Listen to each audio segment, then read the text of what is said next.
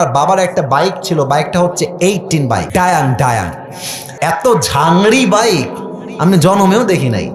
Start দিয়ে এখান থেকে যাই 1 কিলো গিয়ে আবার বন্ধ হয়ে যায়, ওখানে গিয়ে আবার এমনে ঝুকাই, তেল আছে তাও চলে না। তবুও কোন মতে ঠেলে ঠুলে চালাইছি কয়েক মাস যাব। আচ্ছা, একটা পর্যায়ে গিয়ে এমন একটা অবস্থা হলো আমার পকেটের, যে তেল যে ভরবো বাইকে ওই টাকা আমার পকেটে নাই। তা আব্বাকে বললাম, আব্বা मैं माफ़ी भी मांगता हूँ, দোয়া भी मांगता हूँ, আমার দ্বারা এই বাইক আর চলবে না, তোমার বাইক তুমিই রাখো। তা আব্বা বললো, কি করব বাইকটা, আমার পায়ে তো ব্যথা, আমি তো হার্টের রোগী, এটা কি সেল করে দিব? বললাম বিক্রি করে দাও, আমি এটা বিক্রি করে সাইকেল কিনবো, সাইকেলের চাইতে ভালো হবে আমার জন্য। তো যাই হোক, বাইকটা বিক্রি করব ভাব, মানে এটা এইভাবে কখনো আমি আগে কোনো মাহফিলে বলি নাই, এতটা ব্যাখ্যা দিয়ে বলি নাই, আজকে বলছি বাইকটা বিক্রি করে দিব অভাবের জন্য। বাট বিশ্বাস করেন সেই সময়টা প্রতিদিন তাহাজ্জুদ পড়তাম, প্রতিদিন আল্লাহকে বলতাম যে আল্লাহ তুমি আমাকে কবুল করো, আমার চেষ্টা কবুল করো। আর আমি দুইজনের ওয়াজ খুব বেশি শুনতাম, এক আজহারের ওয়াজ শুনতাম খুব বেশি, আর একজন আমি আল্লামা দেলোয়ার হোসেন সাঈদীর ওয়াজ খুব বেশি শুনতাম সেই সময়ের কথা। It has been 3 years or maybe 4 years back, 3 বা 4 বছর আগের কথা। তো হঠাৎ করে আমি একদিন জুমার খুতবা দিলাম, আমি আবার বলছি এই কথা কিন্তু আমি কখনো কোথাও আপনার শোনেন নাই, আমি আজকেই বলছি। তো জুমার খুতবা দিলাম, আমি প্রায় 1 বছর যাবৎ জুমার খুতবা দিই, ভিডিও আপলোড হয়, কিন্তু কখনো কোনো রেসপন্স আসে না, আই মিন কেউ দেখে না ভিডিও। এই 10টা-20টা লাইক পড়ে, 2-1জন কমেন্ট করে মাশাআল্লাহ, আমি তাতেই খুশি, আলহামদুলিল্লাহ, 2-1জন দেখলে আমার জন্য এনাফ বা আমার খুশি কারণ হয়ে যাবে। তো আমার মনে আছে হঠাৎ করে একটা ভিডিও আপলোড হলো আমাকে নিয়ে, মাশাআল্লাহ ভিডিওর টপিক খুব ভালো ছিল, লাখ লাখ রিচ হয়ে গেল, একদিনেই মনে করেন যে 10-20 লাখ মানুষ দেখে ফেললো সেই ওয়াজটা। পরে মিডিয়ার থেকে আমাকে কল দেওয়া হলো যে আপনি জুমা পড়ান কোথায়, আমরা আপনার ভিডিও রেকর্ড করব। তো অনেক বড় একটা মিডিয়া আমাকে বলল যে আপনার ভিডিও একটা আপলোড দিব, আপনি ইনশাআল্লাহ অনেক দূর যাবেন, আপনার জন্য অনেক বেশি কাজ আসবে, আপনি কাজ করতে পারবেন আপনার দাওয়াতি ফিল্ডে। তো একটা মাহফিল করলাম, মাহফিলটা ছিল পাবনায়। মাহফিল ছিল কোথায়? পাবনায়। তো পাবনায় গেলাম, আমি হলাম 3 নাম্বার বক্তা, দ্বিতীয় বক্তা না, 3 নাম্বার।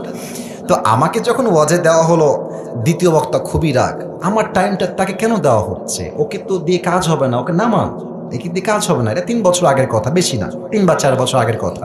তো আমি ওয়াজ শুরু করলাম, কি বলবো, নিজের কথা বলছি না বা এটা আল্লাহর রহমত বলছি বলতে পারেন, আমি আধা ঘন্টা ওয়াজ করেছি, প্রত্যেকটা যুবক, আমি নেমে গেছি ওরা উঠে গেছে, মানে এই হুজুরকে আমরা ছাড়বো না, নেমে গেলাম, সেটা আপলোড হলো ইউটিউবে। হঠাৎ করে একদিন আমার বাসা ছিল রাজশাহীতে, রাজশাহীর আমাদের মেইন শহরে বাসা, আমার আব্বা জুমার খতিব এবং আমার আব্বা একটা মাদ্রাসার প্রিন্সিপাল। তো আমি বাইপাস দিয়ে যাচ্ছি বাইক নিয়ে, ভাই আমার কাছে কিছুই নাই, বিশ্বাস করে না আছে টাকা, আর আমার 2টা সাদা পাঞ্জাবি ছিল, আর আমি যেই জুমার খুতবা দিতাম, জুব্বা যে পরবো, জুব্বাও ছিল না ভালো, আমার বন্ধু থেকে জুব্বা ধার নিয়ে আসতাম যে বন্ধু দে, জুব্বাটা পরে মাহফিল করব বা একটু দোয়া করব, এই ওয়াজ হবে, আবার তোকে জুব্বা দিয়ে যাব। তো আমি এই অবস্থায় মাহফিলের জন্য বা রাস্তা দিয়ে হাঁটতেছি, তো হঠাৎ করে আমার কাছে একটা কল আসলো, বললো আপনি কি আবরারুল হক আসিফ বলছেন? এটা অনেক আগের কথা, আমার ক্যারিয়ার কিন্তু শুরু হয় না। বললাম জি ভাইয়া, আমি আবরারুল হক আসিফ বলছি, আপনি কে? তো বললো যে আমি অমুক জেলার থেকে বলছি, আপনার একটা মাহফিলের ডেট লাগবে। শুনে কলিজায় এত শান্তি লাগলো যে আলহামদুলিল্লাহ, আল্লাহ হয়তো আমার রাস্তা খুলতেছে, এই তো রাস্তা আমার খুলে যাচ্ছে। তা আমি একটু ভাব নিলাম, আমার কিন্তু ডেট মেট কিছুই নাই। বললাম ও আচ্ছা, ডেট নিবেন কবে, আমাকে তো একটু দেখতে হবে ভাই। তো বলছে যে ভাই ডেটটা আমরা 2 মাস পরে নিব, যদি আপনি ডেট দেন তাহলে আমরা। ও তো ভাবছে মাশাআল্লাহ মিলিয়ন মিলিয়ন ভিউ, এ তো অনেক বড় বক্তা হবে রে ভাই। তো আমি একটু ভাবতাম, আমি বললাম ঠিক আছে, আমি ডায়েরি দেখে আপনাকে বলছি। আমার ডায়েরিতে কোনো ডেটই নাই।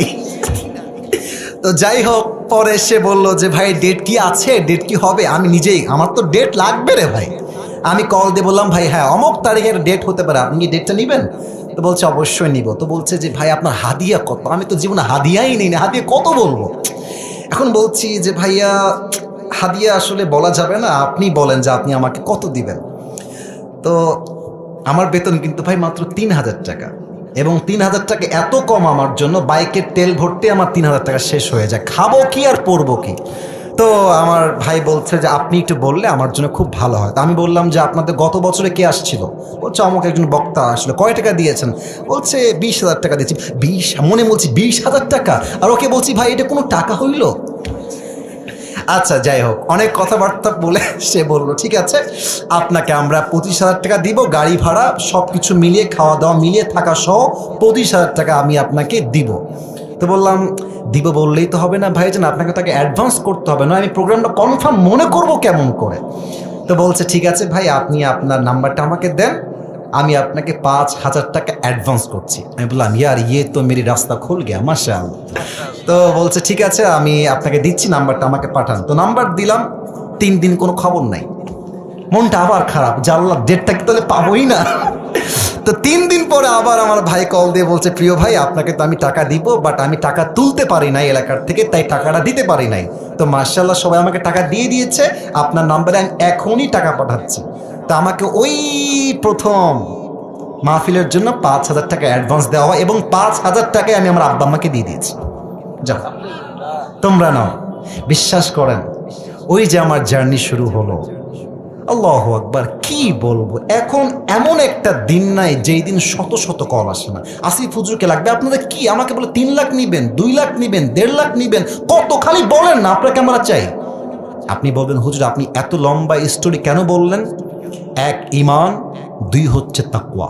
এই 2টা থাকলে বান্দার সফলতা কেউ আটকায় রাখতে পারে না, ঠিক কিনা বলে? ওয়ারযুকুহু মিন হাইথু লা ইয়াহতাসিব, তোমার রিজিক আমি এমন জায়গার থেকে দিব তুমি কখনো কল্পনাই করতে পারবে না। আল্লাহু আকবার।